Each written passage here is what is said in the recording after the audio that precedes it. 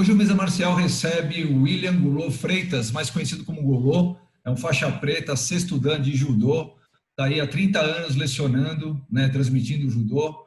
É uma pessoa com muito conhecimento, especializado em pedagogia do movimento, especializado em lutas e artes marciais.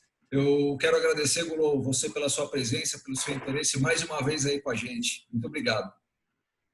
Eu que agradeço a oportunidade. Boa tarde a todos aí. Não sei se eu falo tarde ou noite, né? Dependendo de onde vai sair, né? Queria agradecer a oportunidade de falar com vocês, o Fábio, o Luciano, o Rodrigo. Então, para mim, é importante falar sempre do judô, né? E a gente tá uma outra visão do judô, que nem a gente já teve a oportunidade de conversar um pouco, né, Fábio? E o Isso. judô fora do tatame, né? Então, às vezes, a gente fica preso a simplesmente a parte técnica. Então, hoje, a gente trabalha o judô, sim, a parte técnica, mas o judô, eu sempre brinco quando eu faço um discurso, que além do tatame, né? Muita gente fala, além do ser, né, em cima do tatame, você precisa entender o judô um outro complexo, uma outra perspectiva, até do ponto de vista educacional, projeto, como a gente vai falar aqui hoje, né, de gestão, né? Então, nós fugir um pouquinho da parte técnica especificamente. Isso. Hoje estamos também aqui com a presença do professor Luciano Sabato. Luciano, mais uma vez, muito prazer aí, uma grande honra ter você conosco novamente. Obrigado, Fábio. Obrigado, Golô, Rodrigo. Uma honra poder participar dessa mesa. Obrigado. Contamos também com a presença do mestre Rodrigo Jarola, do Conexão Marcial. Rodrigo, obrigado. Fábio, obrigado. Professor Luciano, obrigado novamente. Golô, sempre uma honra tê-lo aqui com assuntos tão importantes aí para a gente. Lembrando que o Mesa Marcial é uma parceria entre a Sabato Jiu-Jitsu e o Conexão Marcial, com apoio da Black Ball Kimonos e do Coaching Marcial. Então vamos lá, Golô. Vamos começar. Eu gostaria que você compartilhasse, para quem ainda não viu a nossa entrevista anterior, você contasse um pouquinho como é que foi seu início. Se você está há 30 anos, né, lecionando judô, você começou, acho que antes, né, teve experiência aí. Conta como é que foi seu início, quem te inspirou a iniciar a jornada nas artes marciais? Então, eu comecei, né, relativamente, não, a ideia velha, eu comecei com 11 anos no judô, né? Antigamente a ideia era que se você começasse cedo, o resultado era mais cedo, né? Comecei com 11 anos e também como eu fui precoce para dar aula, eu comecei a dar aula com 17, faixa marrom de judô, por necessidade financeira, queria me manter competindo, né? E meu pai aposentou, eu comecei a dar aula ainda faixa marrom de judô em 1988 e fui seguindo, mantive uma época tanto competindo quanto professor e fui seguindo essa trilha e em 2008 completou 30 anos que eu dou aula de judô, né? Então nós já estamos para 32 anos, na verdade, né? 2018, perdão. 30 anos que eu dava aula de judô, já foram para 32 anos. Então, meu primeiro sensei foi o Tsutomu Nitsuma, da Volkswagen Clube. Depois eu passei pelo sensei Hachiro Ogawa, que me ajudou muito na parte competitiva. E no final da minha carreira, eu tive o professor Sadal Fleming Moleiro, que me ajudou na parte técnica, muito grande. E, paralelamente, como eu gosto sempre de frisar, eu tenho que fazer sempre essa menção, eu tenho meu mentor da minha vida profissional, que é o mestre Léo Imamura, né? Conhecedor de vocês. Ele me incentivou no meio acadêmico.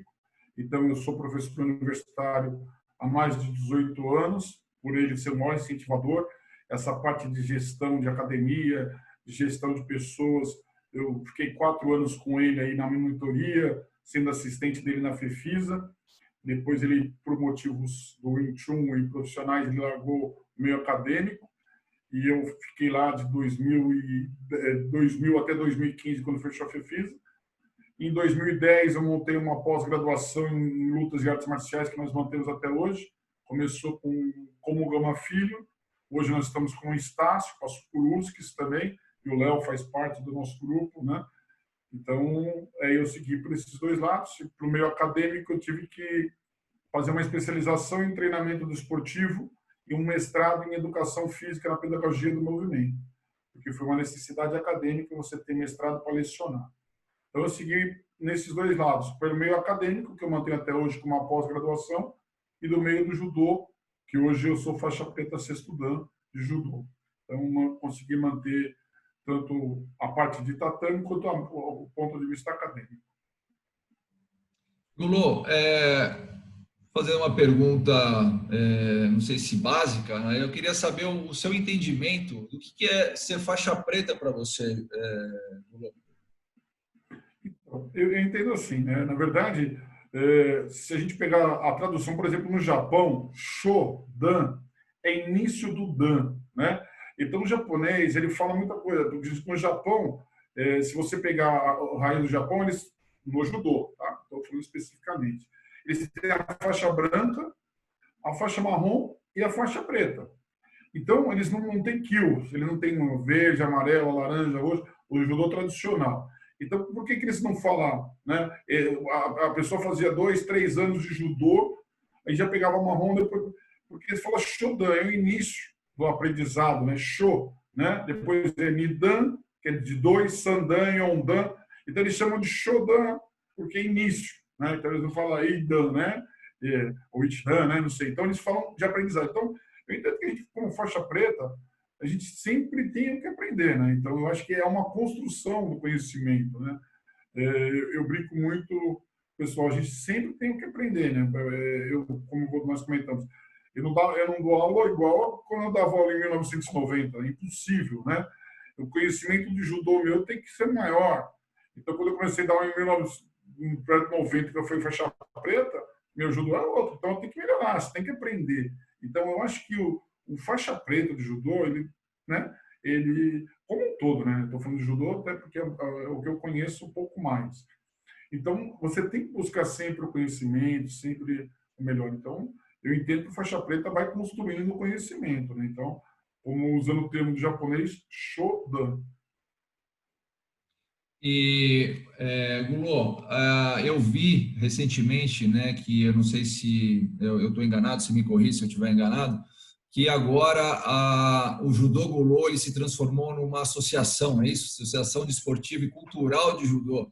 Como é que foi essa história aí, né? Eu sei que você é responsável aí por vários projetos, é um estudioso, né, gosta de disseminar a cultura da arte marcial, da educação marcial. Conta pra gente como é que foi. Então, para a gente entender um pouquinho, quando eu iniciei meu projeto sozinho, e o Del foi o maior incentivador de eu ter meu próprio dojo, em 2001 nós éramos Associação de Judô Gulô, né? E com o tempo nós desenvolvemos uma metodologia, que eu levo o nome de Judô Gulô, depois eu desenvolvi um projeto social, que daqui a pouco a gente vai falar de um projeto social chamado Judô Gulô. Só que com o passar do tempo, a gente começou a entender a necessidade de ter outras vertentes. Aí virou Associação Desportiva Judô Gulô. Mas nós desenvolvemos trabalhos de diversas formas. E agora, recentemente, isso faz 3, 5 meses aí, isso do ponto de vista de estatuto, as atividades são as mesmas. Até para a gente poder fomentar a lei de incentivo ao esporte, tanto federal quanto estadual, nós viramos Associação Desportiva Cultural Gulô. E o nome fantasia continua Judô Gulô. Então, hoje, do ponto de vista de estatuto, razão social, eu sou Associação Desportiva Cultural Gulô, para poder atender uma demanda maior, tanto do esporte quanto da cultura. Era isso que eu ia te perguntar, né? Que eu acho que a diferença aí é que aí atende, né, uma necessidade, né, de disseminação cultural também, é isso? É isso, porque, na verdade, Fábio, vocês entendem muito bem, Luciano, porque nós não trabalhamos só o esporte propriamente dito, né? Nós trabalhamos a diversidade cultural, nós trabalhamos valores inseridos. Então, quando a gente desenvolve um projeto, nós não estou ensinando apenas o Sotogari, né? Tem tudo um contexto. Até estou estudando, que nós estamos num curso aí da Escola Nacional, para falar da diversidade cultural, da forma de cumprimentar. Por mais que eu tenha como estratégia o lúdico, que é uma estratégia que eu uso nas minhas aulas, eu sou tradicional na vestimenta, na terminologia, na forma de... Então, eu sou tradicional. Eu gosto de explicar muito isso para as pessoas. Sou conservador. Eu não aceito kimono cor-de-rosa, eu não aceito kimono azul para faixa etária menor de 10 anos, 11 anos. Então, eu procuro manter os professor não dá aula de Judogi azul, então eu sou tradicional. A minha estratégia é o lúdico. Então, eu sempre falo, eu levo do jogo para o judô propriamente dito. Então, quando nós falamos de cultura, nós estamos levando tudo isso para o aluno. Desde que ele tem que treinar de chinelo, o aluno não entende que o uniforme dele é o judogi e o chinelo. Chega de tênis, às vezes eu não deixo, chamo a atenção para que ele entenda que tem uma cultura de complementar corretamente a terminologia japonesa. Então, isso é todo aspecto que está envolvido na modalidade. Né? Não tem como, eu não consigo segmentar. Né? A cultura, ela inclui a educação, né, Gulon? Então, a educação, a graduação, a hierarquia, você respeitar o senpai, o kohai, o dojo, você tem toda uma cultura envolvida. Quem é o senpai? Se você tem que ficar do lado, o outro é mais graduado, mesmo que ele seja da mesma faixa que você, mas ele começou antes no dojo, né? Então ele tem que estar do seu lado. Os dois são faixa marrom, mas ele começou antes. Então ele é mais antigo no dojo. Então eu mantenho isso é uma tradição cultural japonesa, né? Então, se você não transmite isso para os seus alunos, no meu ponto de vista, você está tirando um pouco da essência do judô. Amarrar, fica ele ali.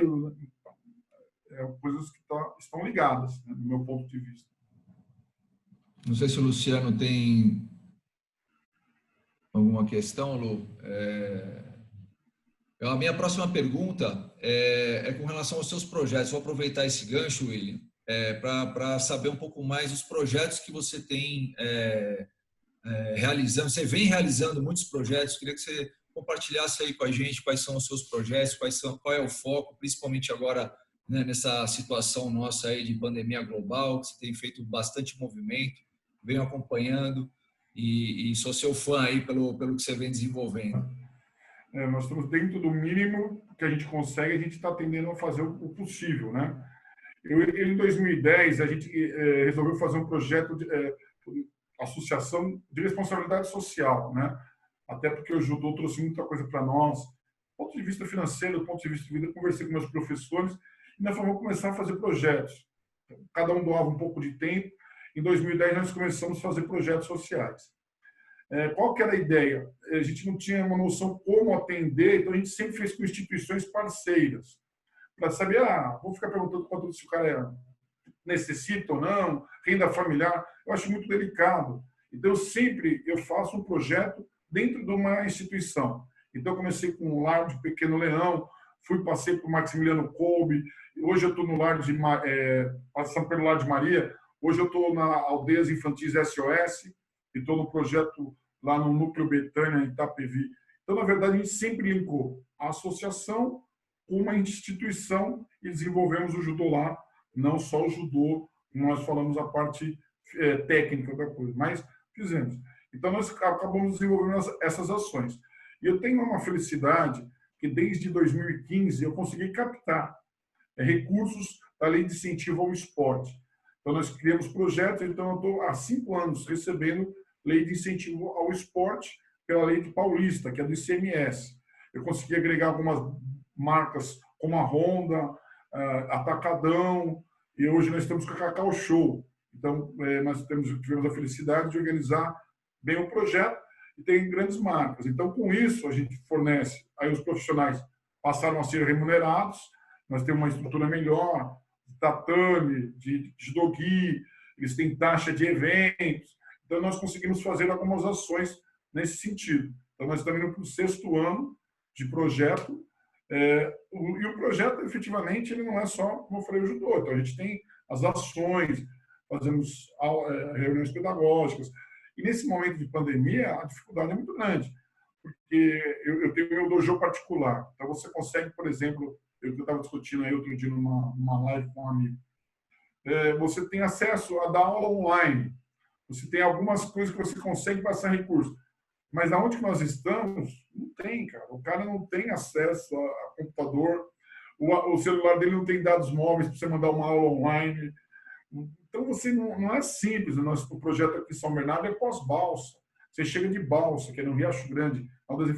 Os meninos não têm acesso a computador, a celular, cara. Quando tem, o dado mal.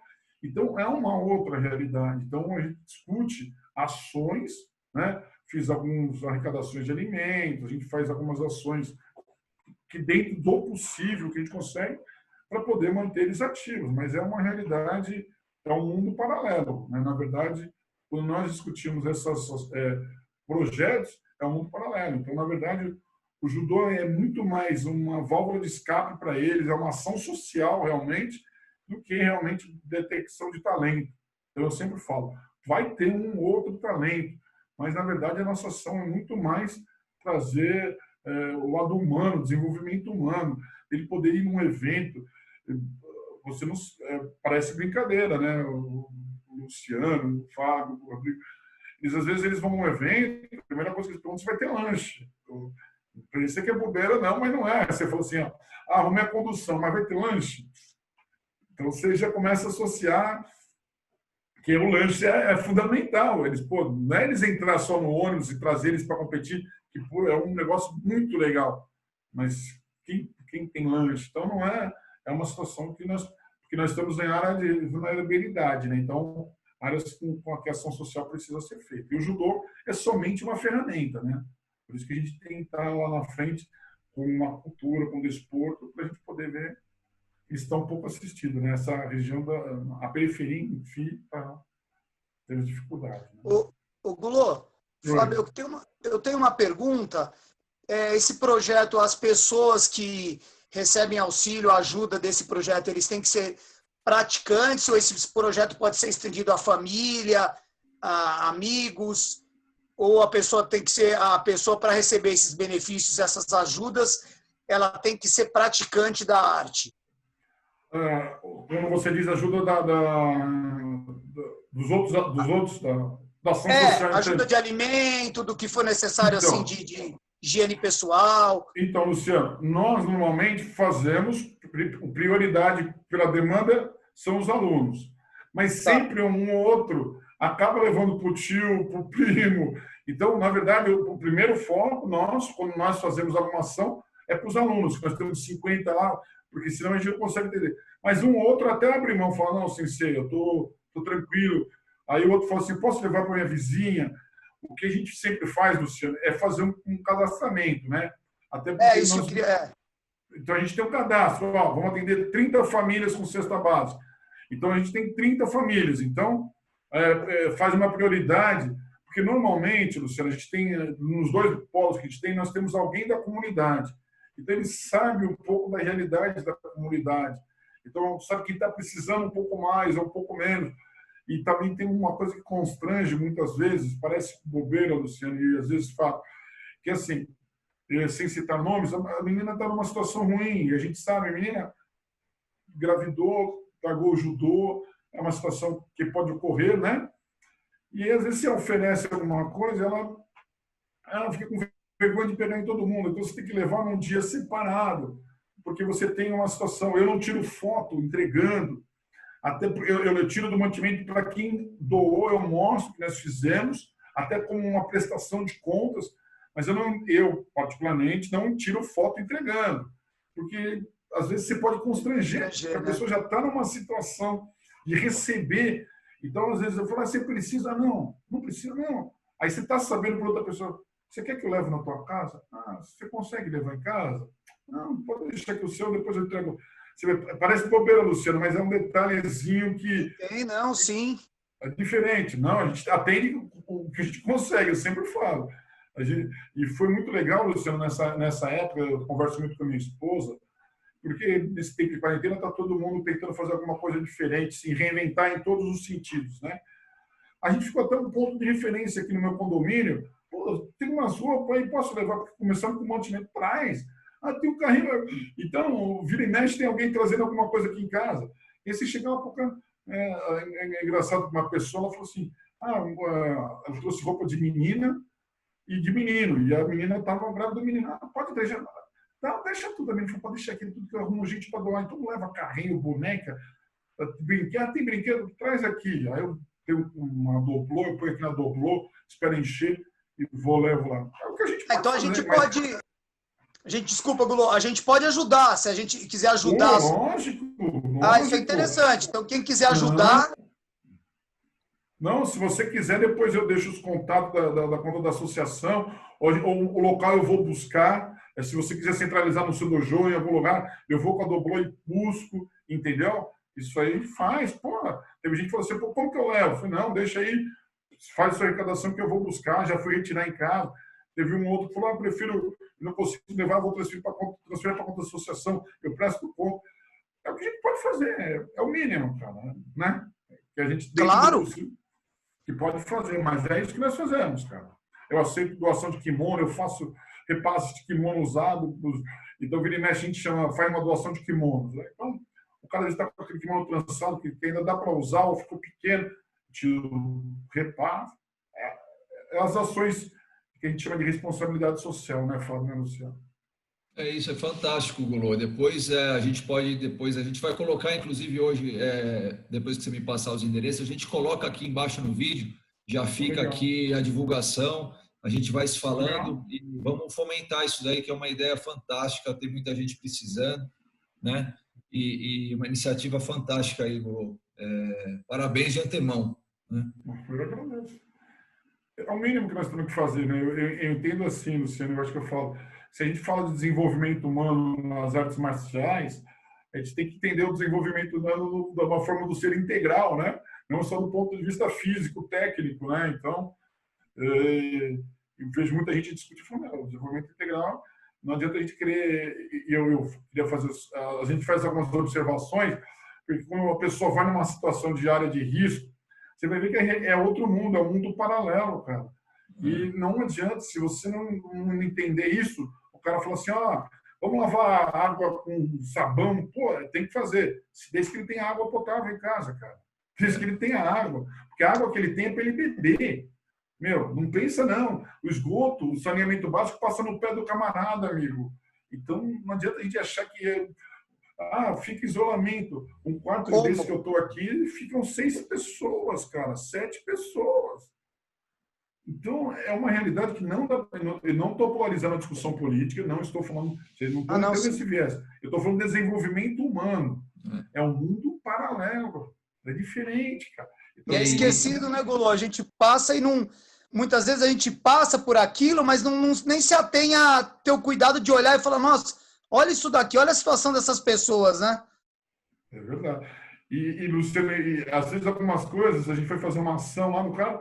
E você tem uma ação, que eu falei, eu estava moderando um outro projeto de futebol, ajudei um outro cara que a gente desenvolve lá. A menina chega lá para você e ela fala assim, falou para o líder da comunidade lá, falou assim, você não posso levar para minha vizinha uma cesta básica? Ela falou, eu fiz 30. Se eu der para sua vizinha, eu até arrepia, você fala uma coisa, se eu der para sua vizinha, alguém da lista está fora. Aí ela chamou ele no canto e falou, obrigado, não vou falar não, falou obrigado, porque acabou tudo em casa ontem. Cara, e é um projeto de futebol que a gente dá um apoio. Ela chamou o cara e falou, muito obrigado, acabou ontem tudo. Então você não pode dar para o vizinho que ela pediu, porque ia tirar alguém da lista. Vai faltar. E o esgoto passando no pé, cara. Não adianta a gente achar. E Luciano, a gente fala uma realidade que não sei. Às vezes eu fui fazer algumas ações, não só do judô, você tem que ter autorização para subir o carro. Você não pensa que você sobe o carro na comunidade, não, amigo.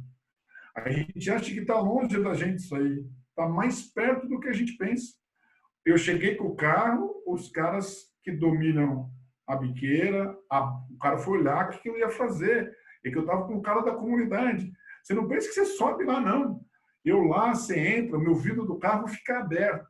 Lá dentro, meu carro fica com o vidro aberto, cara. Mas você não pensa que você sobe lá com o carro, com mantimento, você vai subir lá, não, cara. É uma coisa muito louca, cara. E tá pertinho de vocês aqui, que a gente fala de nós. Você está andando, não é você, a gente às vezes fala, tá lá no... E eu vou fazer aqui porque esse programa é nacional, mas a gente generaliza lá no Rio, ou não sei, não é Rio, não é periferia, não. Às vezes você está em São Paulo, você anda 2 quilômetros do Morumbi, você está num lugar. Você está aqui no Jabaquara, você andou 2 quilômetros, você já está numa outra comunidade, cara. Você está aqui em São Bernardo. Então, essa realidade é muito diferente, cara. Não é simples assim, não, né? Ô, É Gulô, interessante. Manda, Lu, manda. Não, fala aí, não, Lu. foi uma curiosidade que me veio agora. Quando surgiu esse interesse seu nessas comunidades carentes, em trabalhar com essas pessoas, quando surgiu essa... Então, a primeira coisa que eu falei lá, por volta de 2010, eu reuni com meus professores. Eu falei, mas a gente precisa fazer alguma coisa para alguém. Sabe, daquele insight que você está naqueles momentos. Cara, eu estava trabalhando, bem, meus professores estão trabalhando. A gente precisa fazer alguma coisa, cara. E aí, o que aconteceu? Vamos lá, vamos começar aqui. E aí começamos.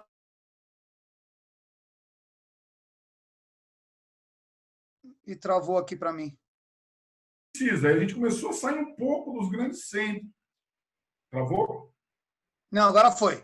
Foi? Então, eu falei, vamos sair dos grandes centros, né? Então, essa coisa de ficar, às vezes, que a gente fala assim, é muito próximo. Então, o que nós fizemos? Nós tentamos, só mudar aqui a internet, porque às vezes aqui dá um passo. A gente começou a pensar nesse sentido, sair dos grandes centros. E aí fomos falando com outro e com 3 ou 4 bons amigos e fomos começando, cara. Porque realmente, quando eu falei assim, é igual pesquisar. Você faz uma pesquisa para ajudar alguém. Quando eu fiz meu mestrado, eu fiz especialização precoce. Eu falei, eu tenho que fazer uma pesquisa, porque não adianta você pesquisar para não levar a lugar nenhum, né? Então, era uma coisa que eu queria. Especialização precoce no judô. Se a gente vai fazer um projeto social, não é para ter status social, né? Status social não dá, cara. Pelo menos eu não tenho viés político, eu não tenho perfil político. Então, não é minha ascensão ser político. Então, você tem que ir onde precisa, cara. Né? E foi assim, Luciano. Fui um outro precisa ali, você tem espaço, você tem alguém, ô tatame, vamos pôr, professor, você pode ir lá uma vez, ou... aí conseguimos verba, pô, aí ficou mais fácil, o professor vai lá e recebe, que é o certo, o outro vai lá e recebe, pô, aí ficou maravilha, ganha um kimono, já está matriculado, todas aquelas regras, precisa estar estudando, precisa ter não adianta não estudar, e às vezes a gente acaba tendo alguma situação, mas essa foi a ideia, cara. Fazer alguma coisa por alguém em um momento que nós estávamos financeiramente bem, bem, pessoalmente, então vamos buscar, né? Não, muito legal, Gulu. Não, eu ia complementar só o raciocínio, né? Quando a gente está falando de desenvolvimento humano, né, Gulu? São várias camadas aí, né? A gente não pode, a gente imagina muitas vezes aquela desenvolvimento humano só aquela coisa positiva, né? Aquela coisa, olha, eu estou num nível, preciso estudar mais, preciso ter mais conhecimento. Mas tem várias camadas aí, né? Que antes de você pensar nisso, muitas vezes o cara está passando uma necessidade básica e o desenvolvimento humano dele passa por isso, né? Não adianta ser. Como é que ele vai pensar em se desenvolver tecnicamente se ele nem come direito, se ele não tem, né, água em casa, né, para lavar a mão, por exemplo, para ter higiene? Então fica realmente complicado, né? E quando eu fui para esse lado, Luciano, Flávio, eu falo sempre uma coisa seguinte. A ideia, a primeira coisa, eu acho que eu contei com vocês, a primeira vez que eu fui dar aula para um projeto, até uma curiosidade, eu sempre cito no meu lugar, eu dava muitos jogos e brincadeiras. Eu fui nesse lá, como eu falei, em 2010, eu fui dar uma brincadeira. Eu e o professor Paulino, que pode ser que ele assista, e eu fui dar uma brincadeira, no jogo, os moleques começaram a sair na porrada. Um perdeu. Eu falei, para. Comecei a mudar a estratégia. Aí eu comecei a falar para o seu Paulino, um professor que me auxiliava, falei, depois de tantos anos de aula, eu vou ter que mudar minha aula, porque eu tive que me adaptar, porque eles estavam com uma linha tênua próximo da violência, que era um grupo que eles tinham que sair de casa. Então, até isso eu tenho que se adaptar à estratégia. Depois que você ganha a confiança do grupo, eu consegui desenvolver o judô como eu pensava. Mas eu tive que mudar. No meu primeiro dia de aula, eu achei que minha aula já estava sistematizada, mudou. E muitas vezes, é o que você falou, os moleques, eu vou lá, eles querem conversar às vezes, cara.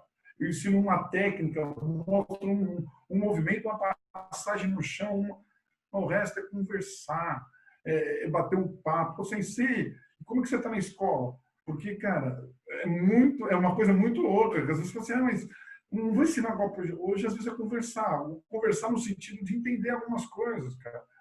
E E é uma realidade muito louca, porque você, às vezes, eu brincava, Luciano, que eu faço alguns eventos aqui, a minha esposa me acompanha, eu faço alguns eventos, cara, uma situação, você põe um sábado de manhã, pô, aparece meia dúzia, 10, 20. Cara, domingo de manhã tem 30 negros pós-bola, porque eles precisam. Vamos fazer uma troca de faixa, vamos fazer uma apresentação. Vai todo mundo, e é engraçado, o cara vai trocado, o cara põe uma roupa, porque aquilo para eles não têm muito o que fazer, no sentido. Então você faz um evento lá, domingo, 30 negros lá domingo de manhã, você fala, meu. Às vezes você vai por aqui, os caras tem tanta opção aqui que o cara fala, no judô, apresentação do projeto, sei lá, o cara não vai. Então, essa realidade é diferente, cara, porque às vezes você fica preso a ter que adaptar como você dá aula, que eu tive que me adaptar, e eu falo por mim, você tem que pensar que não é só a parte técnica, né? Tem que pensar todos as situações, não é fácil. A linguagem, né, Gulô? Eu tive uma vez uma vivência interessante, onde eu fui visitar um grupo também no extremo sul aqui, extremo da Zona Sul, e era um grupo mais... Até a maneira que eu falava, eles acharam engraçado, porque eu tinha uma gíria que não era uma gíria da rapaziada ali, do pessoal ali. Até a linguagem você tem que mudar, né? Verdade, é isso mesmo. Eu brinco isso quando eu falo para dar aula, Luciano, porque às vezes você fala assim, olha... que nem você falou, São Paulo é uma metrópole, né? Então você vai desde do extremo da Zona Sul ao extremo da Zona Leste, depois você vai lá para... Então você tem uma metrópole, a gente não entende isso. Às vezes até o nome da brincadeira, aqui é soltar pipa, lá é capucheta, lá é quadrado. A mesma brincadeira, pula cela, aí outro lugar. Eu falo isso, porque até o nome da brincadeira muda. A gente brinca isso na formação acadêmica, eles falam... Então você fala, não, aqui não é pula cela, é pula monte, eu não sei não, vou dar um exemplo assim, que nem você falou. No tempo que você usar, o cara fala, não, professor, essa brincadeira que a gente chama disso. Aí você vai estar em São Paulo, é muito louco, é muito engraçado mesmo. É isso aí. Adequação à comunicação. E Gulô, me fala um pouquinho aí também, eu vi que também saiu aí o Judoflix, o Guloflix é o Judoflix, é Judoflix, né? Então isso foi, então, na verdade não fui eu, foi um menino da chapa, do Judô Taboão, que ele estava fazendo. Então ele pôs Judoflix, ele é um menino que está fazendo várias lives, é o Igor Santana, ele é de Diadema. E ele me chamou para uma dessas lives. Ele já estava desenvolvendo esse trabalho antes da pandemia, mais pontual com essas lives. E aí ele acabou fazendo uma live comigo. Aí eu fui convidado a semana passada, na terça-feira, e eu fiz essa live com ele. Mas ele é um trabalho dele, não é esse, não é meu. Eu fui só convidado e eu achei legal, porque ele já vinha usando essas plataformas e agora com essa pandemia ele acabou fazendo uma live comigo lá e foi um sucesso. Eu tinha imaginado Oi? Não, é que eu tinha imaginado que isso tinha a ver com algum projeto seu, então foi um engano meu. Não, esse não. Nós estamos aí, depois a gente vai divulgar e você vai se ligar. Eu estou envolvido, não sou cabeça, mas está tendo... por isso que eu te falei, amanhã começa uma sabatina de gravações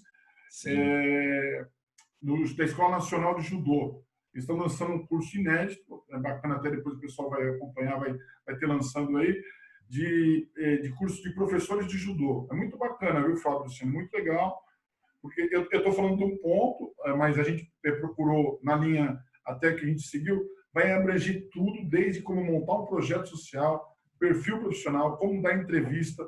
Nós vamos falar de empatia, linguagem corporal, mas cada um com um professor. Eu estou desenvolvendo um ou dois módulos, mas aí tem um professor que fala sobre hidratação e vai ser um curso totalmente online. É da Escola Nacional de Judô. E vai abranger o Brasil todo. E nós estamos fazendo, começou por conta dessa pandemia, e nós estamos gravando. E é um curso muito bacana, porque a nossa preocupação sempre foi justamente essa. Não ficar preso só à parte técnica, porque é que nós estamos acabando de falar. Se o cara não entende projeto social, não entende como montar um projeto social, se ele não entende como gerir uma academia, então ele está preso ao tatame. Então esse curso, esse é um projeto bacana. Eu estou trabalhando em alguns módulos e em cima desse projeto, que eu achei bacana. E alinhado com esse judô fora do tatame, né? Esse conceito, né? Esse princípio, essa atitude, né? Então, judô fora do tatame é muito, né, Luciano? Não sei se vocês... Né, isso veio muito do mestre Léo. se você não sabe falar numa entrevista, se você não sabe apresentar um bom projeto, se você não sabe conversar com os pais, tem a empatia do convívio social, uma habilidade interpessoal para saber como lidar com o pai. Eu estou dentro de várias escolas. Se você não sabe lidar com a diretora, se você não sabe a expectativa que o pai quer com você, essa relação, ela vai muito além do tatame, né? Eu falo para a pessoa, e vim da escola do Léo, e daí, nesse tempo, eu estou buscando muita informação. Eu falei com meus alunos, tem muita coisa ruim, né? Muita live aí que está ruim, mas teve muitas lives boas que eu peguei com conteúdo, porque eu fui buscando, né? Fui selecionando algumas, eu busquei boas informações nesse período. O que mais nós temos aí era esse tempo para buscar conhecimento, né? Então eu fui buscando, eu peguei uma do Bernardinho, eu peguei uma de uma outra menina, de um gestor. Então você vai aglutinar informação e conhecimento. Para quê? Para que eu possa montar minha escola, para que eu possa montar um projeto. É igual vocês falar, pô, hoje eu tenho um projeto, eu estou terminando, estou em época de captação. Se você não tiver um site adequado, se você não tiver uma plataforma de Instagram, se você não tiver... É igual nós estamos usando esse recurso da plataforma Zoom para gravar, para divulgar, a Conexão Marcial está fazendo isso muito bem. Mas essas ferramentas já existiam. Não foi feito em 3 meses, na verdade. O Léo faz isso há um tempo. Vocês trabalham há muitos anos com vídeos, eu acompanho. Então, vocês já saíram na frente porque pensaram antecipadamente. Mas é que nem eu falo, já tinha aí. A gente só não usava. Você vai ter que usar. E o mundo não vai ser nada igual. Daqui para frente, muita coisa vai mudar no mundo. Do ponto de vista virtual, do ponto de vista humano. Nós temos que sair dessa pandemia melhor em alguma forma, né? Eu falo para o pessoal, como ser humano, como profissional, se reinventar. Então, eu falo muito isso, e esse curso fala um pouco disso, mas a gente trabalha muito, eu trabalho muito com meus alunos a formação contínua. Toda semana eu falo com os professores, desde que começou, em 10, 12 reuniões, cada dia levanta um tema. E é isso que eu penso. Porque se você quer ser um profissional de jiu-jitsu, de kung fu, de wing chun, se você ficar preso só ao dojo ou ao tatame, você está... Né? Ou você vai ser um funcionário público com concurso, e não sou contra o funcionário público, que você conseguiu passar e você tem uma estabilidade dentro do judô, do judô. Ou você tem que procurar se reinventar cada dia para poder atender seu público, seu cliente, seus alunos. Né? Não sei se vocês pensam igual, mas eu sei que... Então, eu tenho uma pergunta quanto a isso. Até uma coisa que você falou, às vezes, de a pessoa sair na frente e, numa época, ela poder ser mal interpretada ou, enfim, naquele momento, parecer uma coisa muito sem sentido. Alguns professores da família Gracie, né, no caso do jiu-jitsu, montaram alguns anos atrás uma forma de graduação, né, uma forma de ensino online, onde o aluno estudava virtualmente e tinha alguns momentos que ele tinha que estar presencialmente para fazer, vamos dizer, as provas, os exames técnicos, enfim. Eu não sei direito como foi, porque eu não fui muito atrás para saber, mas foi muito criticado. Você vai dar graduação pela internet, você tem que ser totalmente...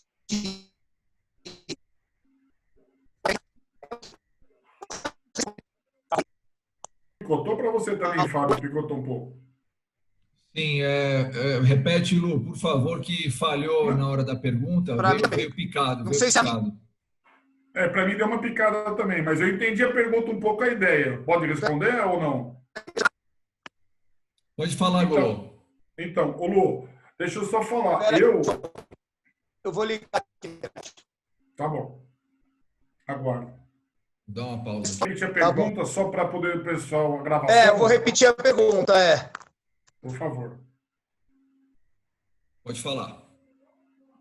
Gulô, eu tenho uma pergunta relacionada a isso, até que você comentou que algumas pessoas saíram na frente hoje, no momento que a gente vem passando, e há algum tempo atrás, dentro do jiu-jitsu, alguns professores eles montaram uma aula online, onde você tinha um curso de graduação online, você tinha que fazer algumas provas.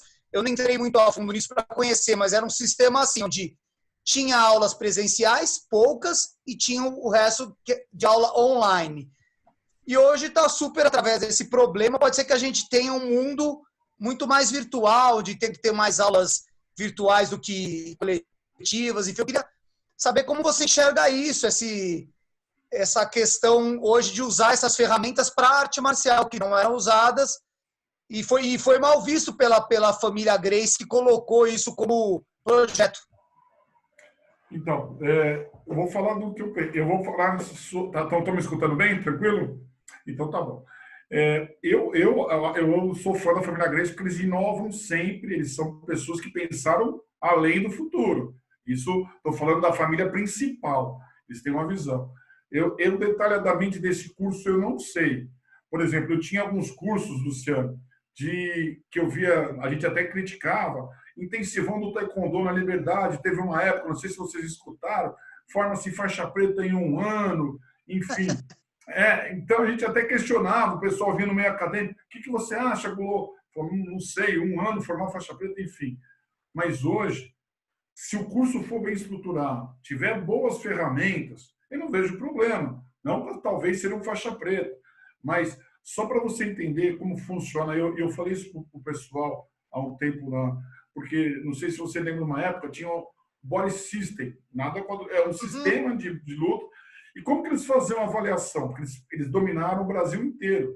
Então eles davam um hit, davam um mix, né? Na verdade era um mix.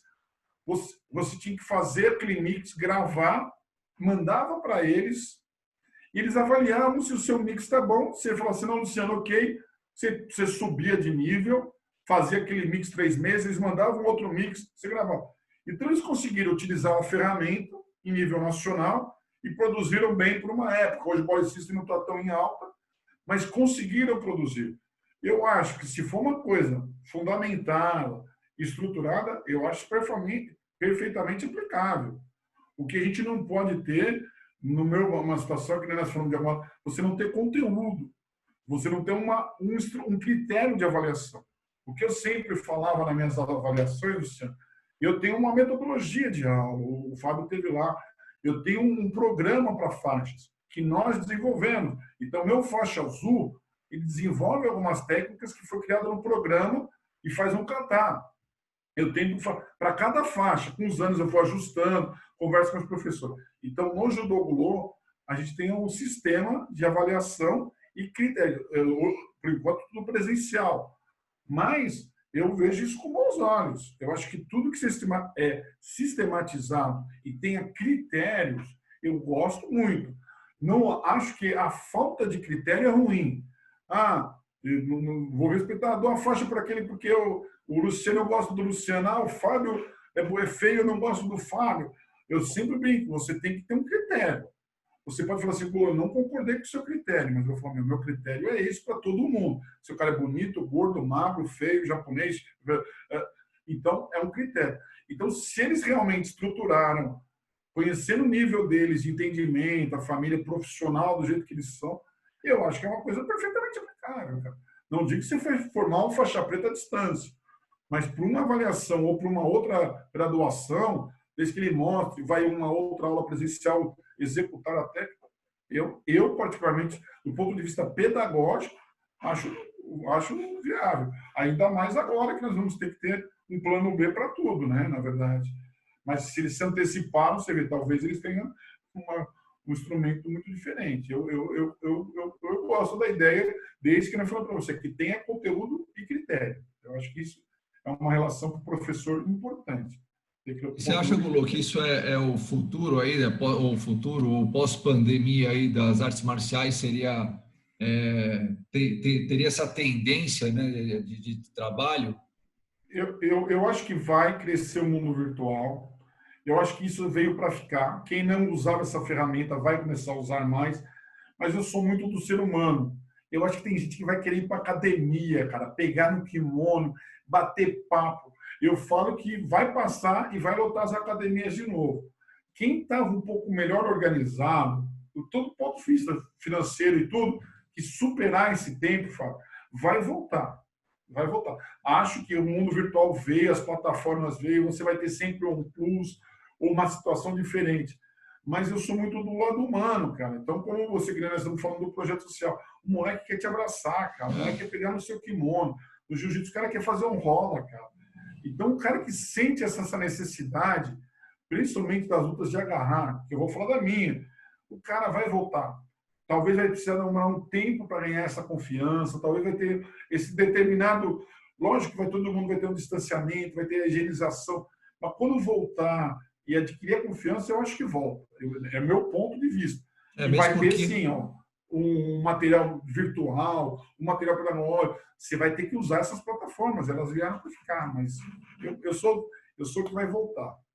É isso que eu ia falar, porque a gente trabalha com a experiência marcial, né? Eu acho que sem o toque, né? Sem e do desenvolvimento humano, inclusive, né? Sem a gente ter esse contato, fica complicado. Então, acho que essas ferramentas, essas plataformas, tecnologia vai somar, na verdade, né? É mais como um complemento aí, né? Você falou que a gente fala de emoções. A emoção é transmitida através do gesto, através do controle. Então, talvez algumas que possam trabalhar o CATI ou o CATAR vão ter um pouco mais de facilidade no primeiro momento, porque não tem aproximação.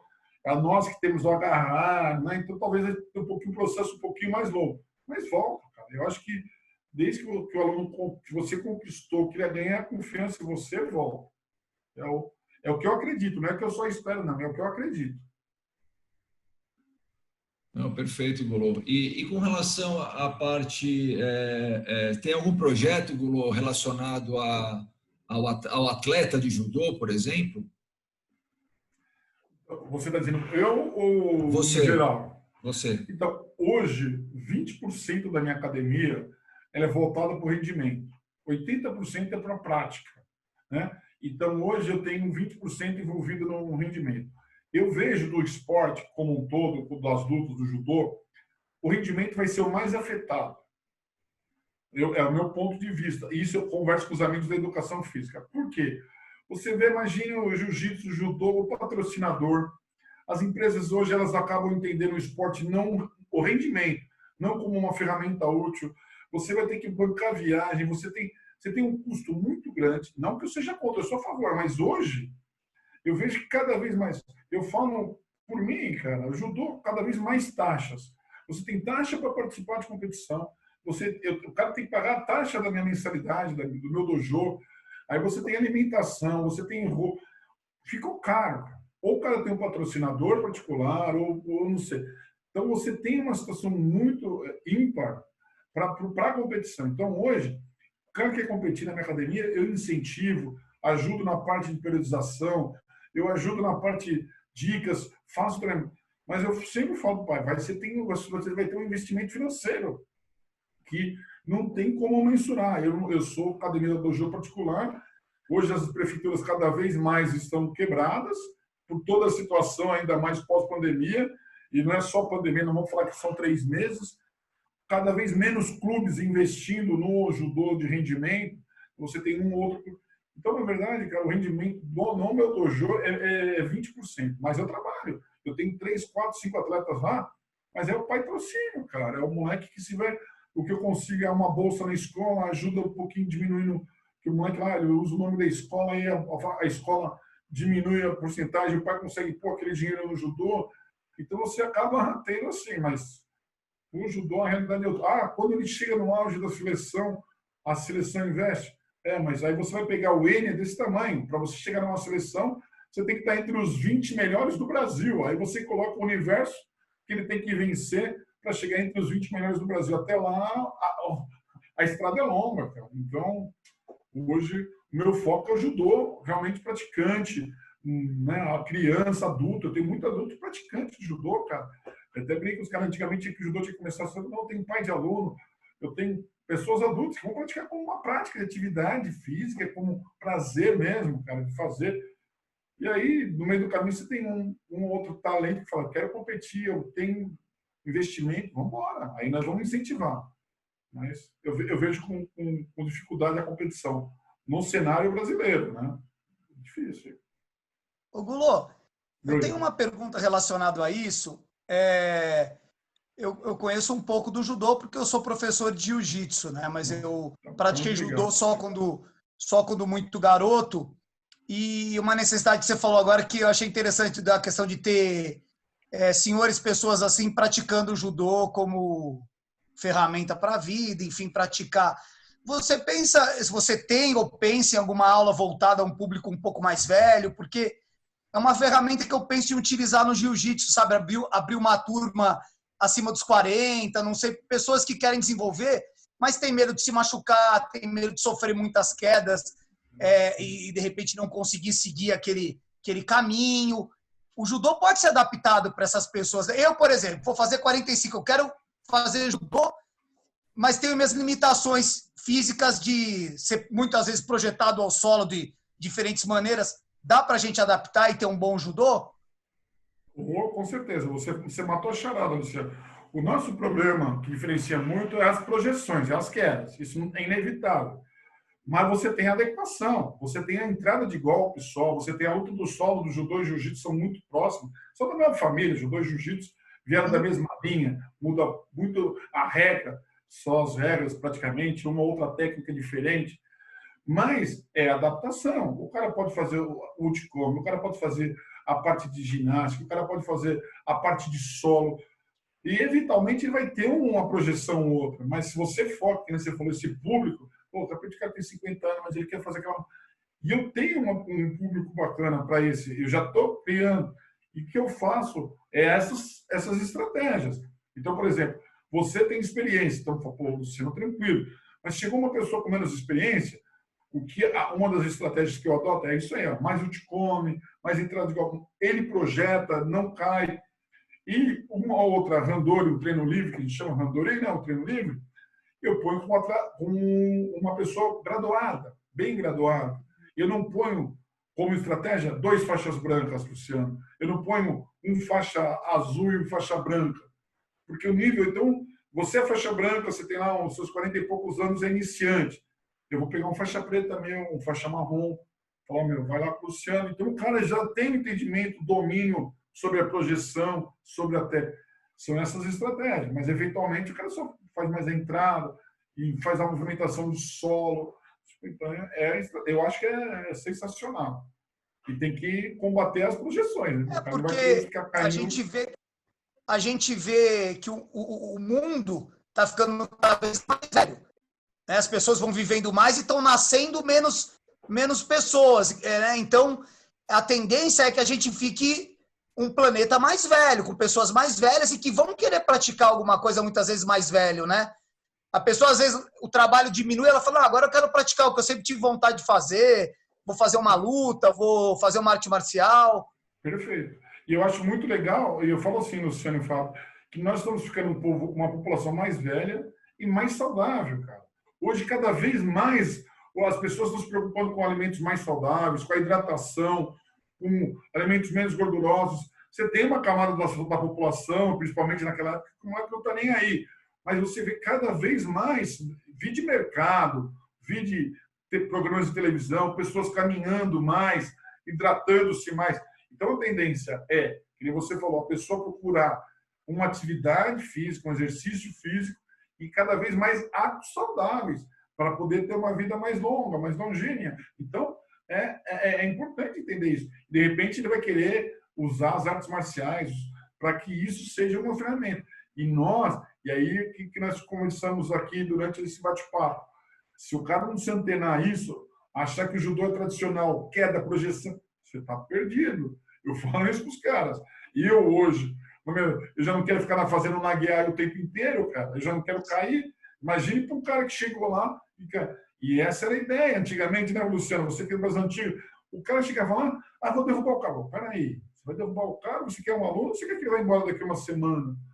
Então, essas estratégias, é igual eu falo do adulto e da criança. Eu vim do judô, o Luciano fala, você ficava 3 semanas batendo mão, cara. Pô, você tinha que fazer batido. É mais chato do que isso. Hoje eu começo com batido de mão, já ensino um golpe, já ensino. Na outra aula eu ensino. Se eu não tiver estratégia, se eu não ensinar um golpe para o moleque no primeiro dia, falar outra coisa, antigamente eu ia falar, fica lá no canto, você vai aprender a cair. Pô, tudo bem. É diferente hoje. A molecada não quer isso. Segunda aula, terceira aula, professor, obrigado, vou falar outra coisa. Não é isso? Você tem um mundo virtuoso. Mudou, né, Gulô? Hoje é muita informação, é uma outra criança. Eu vejo meus filhos, é outra. Outra coisa. Nossa. E se você não tiver um atrativo, uma motivação, como que ele vai ficar na tua aula de judô, cara? Como vai ficar na tua aula de jiu-jitsu? Como um todo, eu que não falo. Se o cara, e aí, que você tem um público adulto, você vai mandar o cara cair, você chega lá, porque eu aprendi judô. Você, pô, peraí, você aprendeu judô em 1980, meu. Nós estamos em 2020, cara. Tem que mudar alguma estratégia de aula. Senão, vou jogar, tem que ser assim. Eu brinco muito, Fábio. Eu treinei judô, tentei ser olímpico, não tive competência. Treinei pra caramba. Você ficava 3 horas sem hidratar. O cara falou que você não podia beber água no judô, cara. Peraí. Hoje você tem que hidratar. Estou conversando com vocês, nós estamos se hidratando. Pô. Como que eu ponho um kimono, treino a 30 graus e não vou hidratar? Vou morrer desidratado, cara. Mas antigamente, né, judô, eu aprendi assim. Falei, professor, já foi, cara. Se você não se adequar, se o cara não hidratar, cai o rendimento dele. Então é isso que você falou. Se a gente não se adequar, que a gente vai ter um público adulto mais velho, mais saudável, você está perdendo cliente, você está perdendo alunos, não vai ter ninguém no seu dojo, no seu tatame, não sei, né? Olha, eu já descobri um lugar onde eu posso ir praticar, viu? Porque eu já estou tentando buscar o judô já faz tempo, mas eu sou um cara que tem do jiu-jitsu, não busco muitas quedas, né? Eu faço um jogo um pouco diferente. E eu sempre me preocupei com isso, até para poder transmitir para os meus alunos essa parte, que até é uma parte que eu não é meu carro forte, vamos dizer assim, mas eu sempre pegava alguma experiência com alguns alunos, professores de judô, mas nunca busquei um local, porque eu falei, nesse momento eu ficar tomando quedão para lá e para cá, eu não sei se o corpinho aguenta, não. O negócio é... Não, tá convidado. Quando passar tudo isso aí, a gente pode fazer uma troca, eu vou lá, conversa, ele vai lá e mostra alguma coisa de chão para os meus alunos. Nossa, ficaria honrado. Não, vai ser um grande prazer. Eu vou lá no seu dojo, na sua academia, a gente conversa, você vai lá nos visitar, mostra passagem. Eu acho que é conhecimento. Pô. Nós somos irmãos, judô e jiu-jitsu são irmãos. É a mesma linha de arte. Não tem o que fazer. Fantástico. Gulô, a gente está estourando o tempo aqui. Eu queria que você deixasse para a gente aí o endereço, você já tem o endereço, o site ou o canal, né, para a gente deixar aqui embaixo para o pessoal que quer contribuir, quer colaborar com seus projetos, com os projetos sociais. Legal. Eu vou deixar todas as plataformas aí. Se alguém quiser alguma coisa especial, pode mandar um e-mail para mim. Tá? Fantástico. Aí, o e-mail agora está adcgulo@gmail.com. Então, adcgulo@gmail.com. É nosso e-mail, você pode mandar, eu mando os dados, a gente vai conversando. Mas estou no Instagram como @judogulo, né? Estou no Face Judogulo e meu site é www.judogulo.com.br. Quem quiser conhecer um pouquinho do nosso trabalho, vai ver as nossas unidades, o que nós fazemos aí há alguns anos. Fiquei feliz aí por... Obrigado, viu, Gulô? Muito obrigado mesmo mais uma vez aí por estar aqui conosco. Uma honra sempre ter você compartilhando aí a sua história, o seu conhecimento. Foi muito gratificante. Vamos ver se a gente conversa numa próxima aí sobre outros assuntos, sobre a cultura da arte marcial e do judô especificamente. Obrigado, Gulô, mais uma vez. Obrigado, Luciano. Eu que agradeço. Obrigado, Fábio. Obrigado, Gulô. Obrigado, Luciano. O convite está feito. O Fábio, o Luciano conhece. O Luciano, o convite está feito. Quem for assistir esse programa, está o convite feito. Quem quiser conhecer um pouco mais do judô. E eu que agradeço a oportunidade de falar de judô. Sempre é bem-vindo, Fábio.